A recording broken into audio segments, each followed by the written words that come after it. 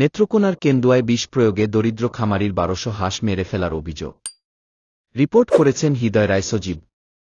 নেত্রকোনার কেন্দুয়ায় দরিদ্র এক হাঁস খামারির ১২০০ হাঁস বিষ প্রয়োগে মেরে ফেলার অভিযোগ পাওয়া গেছে।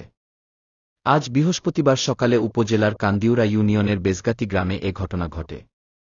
এ ঘটনায় দুপুরে অজ্ঞাতনামা ব্যক্তিদের বিরুদ্ধে কেন্দুয়া থানায় একটি লিখিত অভিযোগ করেছেন ক্ষতিগ্রস্ত খামারি সন্তোষ মিয়া।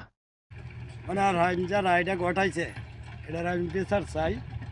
আর টিউনু সাহেবে অনেকখানে তো এই গরিব রাজার সাহায্য সহায়তা করে, এই জিনিসটা একটু আমার বাস্তবায় দেখিয়া যে ক্ষতিটা যেহেতু হয়েছে টিউনু সাহেবের মধ্যস্থলে আমি একটু সাহায্য সহায়তা পাইতাম তো আমার জীবন বাঁচত।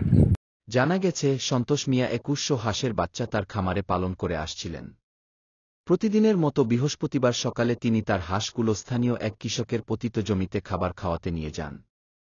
এ সময় ওই পতিত জমির পানি খাওয়ার সাথে সাথে ১২০০ হাঁস একে একে মারা যায়। পরে স্থানীয় প্রাণিসম্পদ কার্যালয়ের ভেটেরিনারি সার্জন সাখাওয়াত হোসেন তারেক ঘটনাস্থলে ছুটে যান। সেখানে তিনি মৃত হাঁসের প্রাথমিক পরীক্ষা নিরীক্ষা করে হাঁসগুলো পয়জনিংয়ের কারণে মারা গিয়ে থাকতে পারে বলে জানান। আসলাম এখানে যে অনেকগুলো হাঁস মারা গেছে। তো প্রথমে আমরা হাঁস হিস্ট্রি নিলাম যে কী খাওয়াইতো, কীভাবে পালতো। তারপরে হচ্ছে আমরা তার ক্লিনিক্যাল সাইন নিলাম যে মারা যাওয়ার আগে কেমন ছিল, মারা যাওয়ার সময় কেমন ছিল, এবং সর্বশেষ পোস্টমর্টম আমরা করে দেখলাম, নেক্রোসি ফাইনালি দেখলাম যে আমাদের কাছে মনে হচ্ছে এটা ইনফেকশাস কোনো কেস না, এটা হচ্ছে পয়জনিং থেকে হতে পারে। সেক্ষেত্রে কেমিক্যাল টেস্টের জন্য আর কি স্যাম্পল পাঠাতে হবে।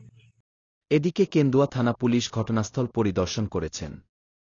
ক্ষতিগ্রস্ত কৃষক জানান, পূর্বশত্রুতার জেরে অজ্ঞাত ব্যক্তিরা ওই পতিত জমিতে বিষ দিয়ে রেখেছিলেন হয়তো, আর হাঁসগুলো জমিতে গিয়ে বিষাক্ত পানি খাওয়ার পরই মারা যায়।